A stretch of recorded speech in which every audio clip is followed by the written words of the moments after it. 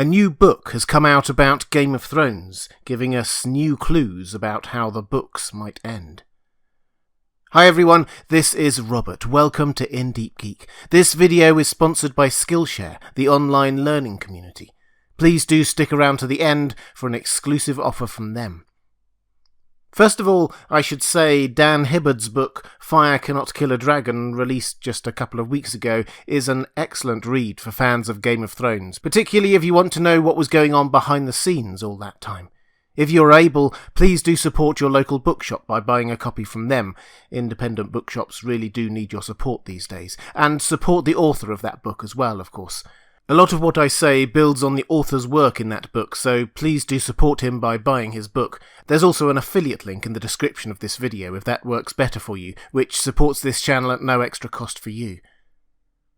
Fire Cannot Kill a Dragon pulls together a lot of quotes and interviews we've had with George R.R. Martin, the actors, the showrunners and so on, with some completely new nuggets of information. Although the focus is very much on the show, and the book doesn't really speculate on what this all might mean for the books, there are some very clear implications we can draw out for what will happen in the Winds of Winter and beyond. So, let's take a look. First, Rickon has an important role to play. One of the most striking revelations from Fire Cannot Kill a Dragon is that the showrunners rang up George R.R. Martin early on asking to leave out the character of Rickon. George R.R. Martin said no because he had, and I quote, important plans for the character. This will be a bit of an odd revelation for many A Song of Ice and Fire fans, because the accepted narrative about Rickon is that his story will be a shaggy dog story, as per his Direwolves name, long and convoluted, but ultimately meaningless. We all kind of assume that although Rickon probably won't die in exactly the same way he did on the show, the feeling of pointlessness will definitely be there. He won't make it to the endgame. So what important role will Rickon have? I think it was set up in A Dance with Dragons. The Manderleys, the richest and one of the most loyal houses in the north, have decided that Rickon is the person they will back to retake Winterfell and become the new Lord Stark.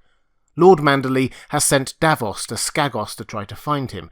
This is understandable, actually. In the absence of a will by Robb, there is one out there, but it hasn't surfaced yet, and with Bran still missing and presumed dead, Rickon is the heir apparent.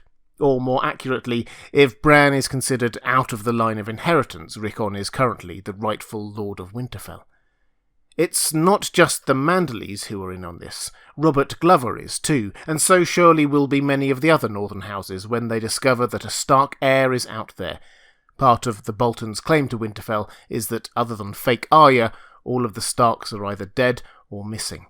And Wyman Manderley has promised to support Stannis' claim to the Iron Throne in exchange for Rickon, so Stannis and his forces will also probably fall in behind Rickon. In short, Rickon will, for a time, be the figurehead of House Stark in the north. I think we can expect this to be followed quickly by a bit of a succession crisis in the north, because when Bran reappears, he is ahead of Rickon in the Stark line, and when Robb's will surfaces, that will probably legitimise Jon and place him ahead of Rickon, and Littlefinger will surely try to push Sansa to be the Lady of Winterfell, if he thinks he can get her marriage to Tyrion annulled. You get the picture. This will get very complicated very quickly. However, like Robb Stark, Rickon's flame will burn brightly, but be snuffed out abruptly. Rickon will be both a very important character, and one that doesn't really impact on the endgame. Second, Ramsays' hounds and the Direwolves also have a big role to play. I think we can all agree that the Direwolves were a bit of a disappointment in the Game of Thrones TV show. They were introduced early on, built up as an important plot point, and then largely disappeared in later seasons.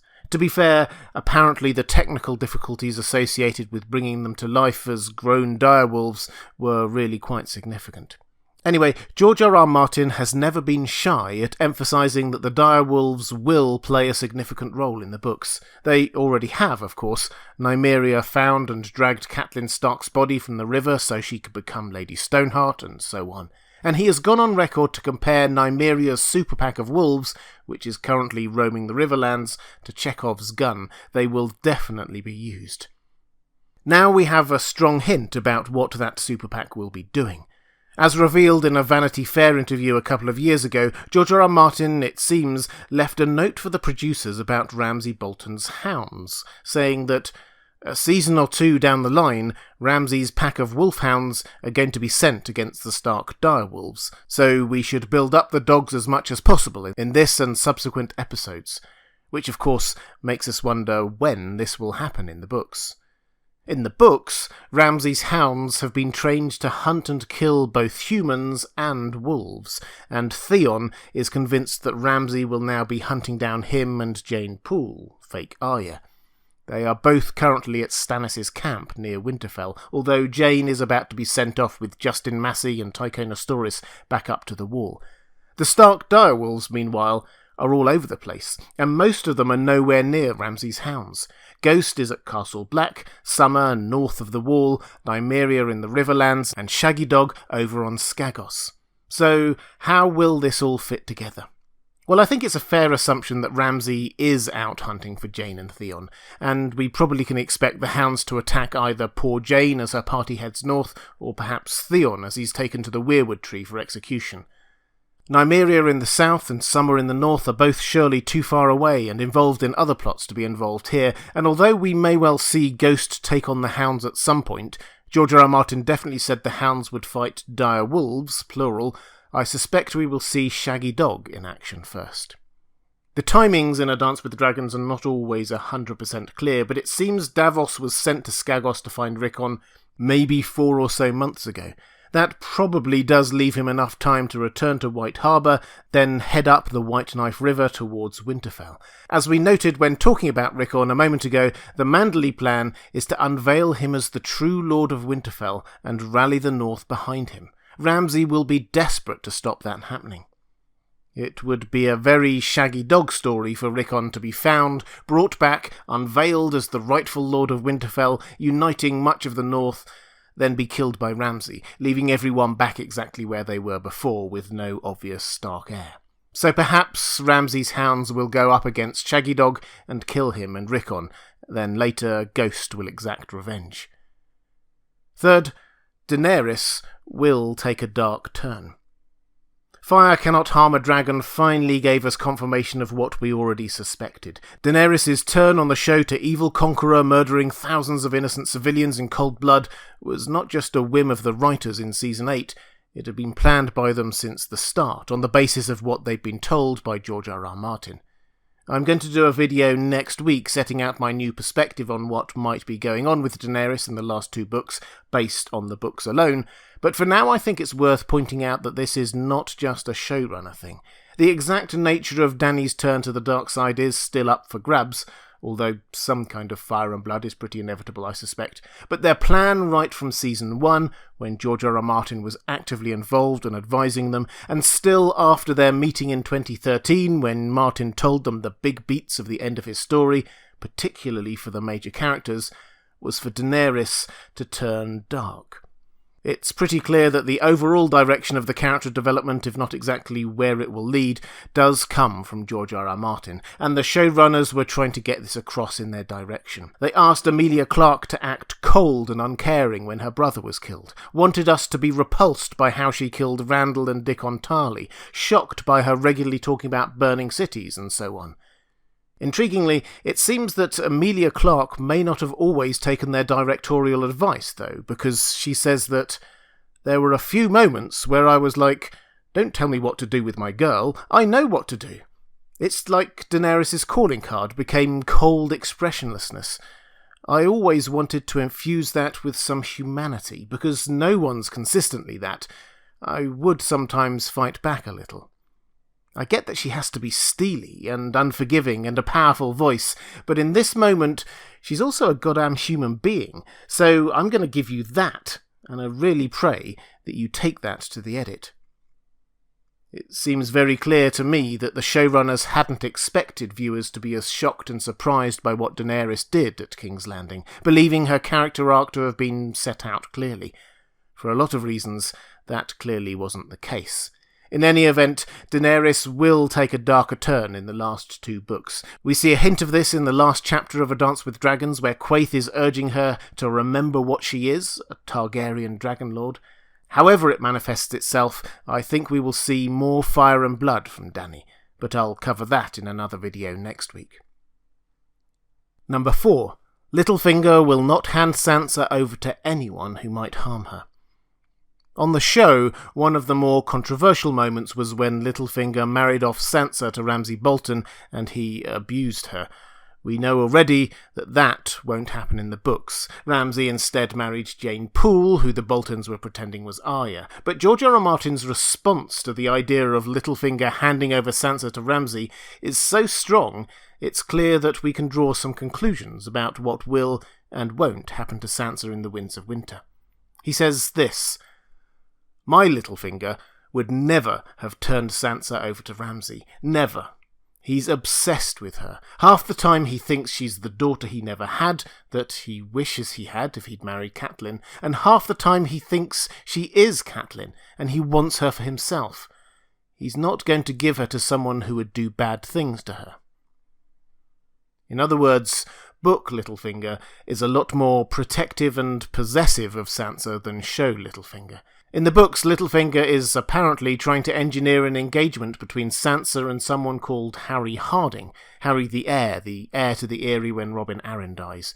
Harry the heir seems to be a bit obnoxious, but not quite Ramsay level. Still, maybe we should take George R. R. Martin's hint that Littlefinger won't give Sansa up easily. Expect the engagement and/or marriage not to last. Littlefinger seems to be using Harry the heir as a means to secure his and Sansa's claim to the Vale of Arryn, but he will want her free from any attachment in order to make her claim to be the Lady of Winterfell. So expect Littlefinger and Sansa, who has been growing a lot politically and Machiavellianly, if that's a word, to use Harry the heir and then discard him, violently if needed, so they can move on to push Sansa's claim to the north. Next, Hodor will hold the door, but in a different way. We already knew that the Hodor hold the door twist had come from George R. R. Martin, but he has always been a little coy about the details, simply saying that it will happen differently in the books. But now we have a bit more detail on what that actually means. First, we know that George R. R. Martin wants to use this as an opportunity to play with ideas of causality. Bloodraven has been very firm in the books that the past cannot be changed, but we've already been shown hints that maybe that might not be the complete truth. Bran called out to his father through the Winterfell weirwood, and Ned turned around, asking who's there. Not a huge change to history, it's true, but Ned wouldn't have turned around in the present or past, but for Bran doing what he did in the future, so this is definitely a hint that something more significant is possible. Now the author is telling us to consider whether time is a river you can only sail one way, or an ocean that can be affected wherever you drop into it. The Hodor moment is Bran affecting the past and present at the same time in a kind of closed time loop. From that moment, Hodor in the past and present is always affected by what he will do in the future. But enough metaphysical speculation. What will actually happen in the Winds of Winter? George R. R. Martin says this: "There are going to be differences in the book. The TV show did a very physical hold the door with Hodor's strength. In the book, Hodor has stolen one of the old swords from the crypt. Bran has been walking into Hodor and practicing with his body because Bran had been trained in swordplay. So telling Hodor to hold the door is more like hold this pass, defend it when enemies are coming. And Hodor is fighting and killing them. A little different, but the same idea. So this seems quite clear. Hodor won't be literally holding a door closed. He will instead be holding a doorway defensively with his sword. He's been practicing with the sword he stole from the Winterfell crypts, or Bran has in Hodor, and now Bran seems to be getting him to use his sword and strength to hold the door as a defensive position, presumably with Bran walking into him to utilise Bran's own training, while he's also interacting with Hodor in the past, presumably all while Bran and Meera escape, so Hodor will be holding the door by killing enemies rather than just holding a wooden door. To be honest, this seems like quite a semantic distinction by George R. R. Martin. The doorway will be held by Hodor either way, so perhaps there are some other differences here too. Perhaps the door is not in Bloodraven's cave, but somewhere else. How epic would it be if Hodor were defending a door through the wall, rather than in Bloodraven's cave? And if Hodor is defending a doorway by fighting with his sword, the sword he took from the Winterfell crypts is probably not much use against the Whites and the others. Might this be a hint that he will be defending Bran with a Valyrian steel sword? We know there is one nearby, Dark Sister, probably left behind in Bloodraven's cave. So Hodor will die holding the door, but by defending it, fighting Whites and White Walkers with a Valyrian steel blade so that Bran can escape and fulfill his destiny. A classic for the greater good kind of sacrifice, but with a dark twist because this isn't Hodor sacrificing himself, it is Bran in Hodor sacrificing Hodor. 6. Shireen will be burned. We have known for a while that Melisandre burning Shireen will happen in the books, again with George R. R. Martin's classic caveat that it will be different when he writes it. Now we have a small but important clarification from George R. R. Martin. He talks about Stannis' decision to burn his daughter. This clearly rules out the possibility that in the books Melisandre goes rogue and burns Shireen without a direct instruction from Stannis, but it also forces us to wonder how Stannis' decision will be relayed to Melisandre, and what happens to make Stannis do it. They're currently many weeks' travel apart, with the road between apparently impassable, and Stannis still clearly views Shireen as his heir, telling Justin Massey to fight on in her name if he is killed. It makes sense that the issue that forces Stannis' hand will be the weather. It is so cold in the north that 6 of Winterfell's 7 gates are frozen shut. There are snowdrifts dozens of feet deep. Stannis' army are dying from the cold, killing and eating their horses, and the weather is getting worse. Stannis may well win the looming battle against the Freys, but he will still be outside Winterfell in its warmth. All Roose Bolton has to do is stay there, and Stannis and his army will just freeze to death. Eventually, he will think to ask Melisandre to do some magic to improve the weather, the only way to save his righteous mission, to claim the crown and save the 7 kingdoms. Any sacrifice would be justified. Melisandre's plan was probably to burn Mance Rayder's baby, the child of the king beyond the wall, so king's blood, but Jon's cunning baby swap will mean that that baby won't be there, so the only option will be Shireen. A tragedy and horrific, but Stannis will never turn back from his course, no matter what the personal cost. 7. There will be no dragon north of the wall. The episode Beyond the Wall in Season 7 of Game of Thrones was my and many other people's least favourite episode of the season. If you're as involved in the fandom as I am, you may remember the nerdily detailed discussions about the airspeed velocity of ravens and Gendry's apparent ability to run marathons through the snow and ice. We were told at the time that the whole episode was from the imagination of the showrunners. It certainly looked good, but the idea of the 7 heroes heading north of the wall in search of a white was not something George R. R. Martin told them would happen in the books. It won't happen in the books. What we know now is that one of the reasons for the showrunners creating this episode was not just to get a white to persuade Cersei that the threat from the north was real, but because they, to be clear again, they, not George R. R. Martin, wanted the White Walkers to have a dragon to burn a hole through the wall. Incidentally, I don't think the need to get a white to convince Cersei of the truth of the threat from the north will happen in the books either, but here we're thinking just about the dragon and how the wall will fall. This is what Dan Weiss said. We were talking about breaching the wall and trying to figure out what pieces we already had on the board without introducing new Deus Ex Machina pieces.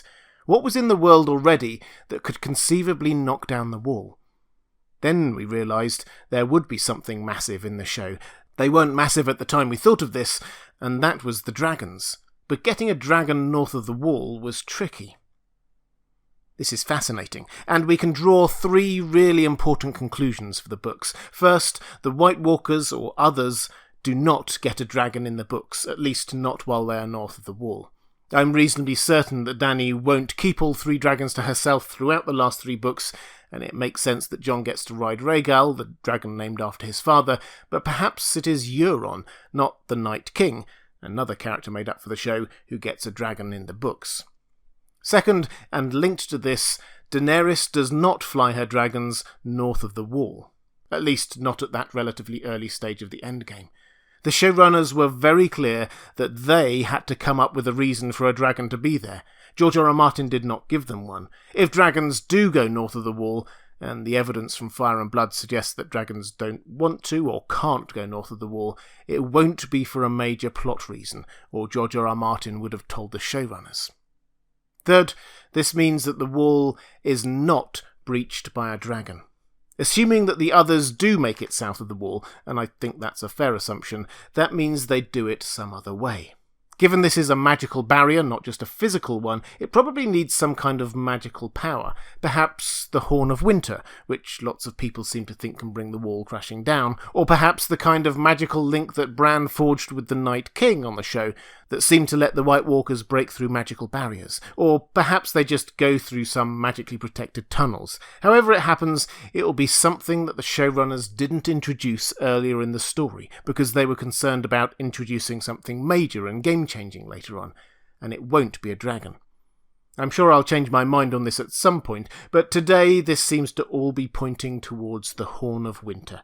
We know the draft cover of the Winds of Winter book has a horn on it, so horns will presumably be pretty important. Finally, Bran will be king. One thing that the showrunners did reveal from the meeting they had in 2013 with George R. R. Martin was that there were 3 WTF moments, things coming up in the plot that they hadn't expected, and they knew would catch viewers off guard too. They confirmed that the first 2 were Shireen and Hodor, but the third, something that happened in Season 8, remained unclear. We now finally have confirmation that this was Bran becoming king. Isaac Hempstead Wright, the actor who played Bran, has previously said that this plot detail came from George R. R. Martin himself, and now we have confirmation from George that he did indeed tell the showrunners who would be on the Iron Throne at the end. King Bran will happen in the books. But what about you? Do you agree? Have you read the book? Did you pick up any other clues for the Winds of Winter? Let me know in the comments below. But I told you I'd say a bit more about Skillshare, who sponsor this video. Skillshare is an online learning community with thousands of inspiring classes for creative and curious people. You can explore new skills, deepen existing passions, and get lost in creativity. I use Skillshare myself, so this isn't just a paid endorsement, it's a personal recommendation. I've been watching the course Science Fiction and Fantasy, Creating Unique and Powerful Worlds by Lincoln Michel, a fantasy writer and professor. Learning more about the craft of fantasy storytelling is helping me explain and interpret books and TV shows better for this channel. There are also ad-free classes across a whole range of other creative areas like photography, art, and how to set up and run your own small business. And that's all for only $10 a month. And I said I had an offer for you. The first 1,000 people to click the link in the description will get a free trial of Skillshare Premium membership. So click on the link and unleash your creativity. If you'd like to see more videos about what to expect in the Winds of Winter when it finally arrives, please click on the link to the playlist on the left of your screen. Or if you'd like to support this channel or get access to my audio recordings of the pre-release chapters of the Winds of Winter, please click on the link on the right of your screen. Thanks for watching. That's all for this time. I'll see you again soon.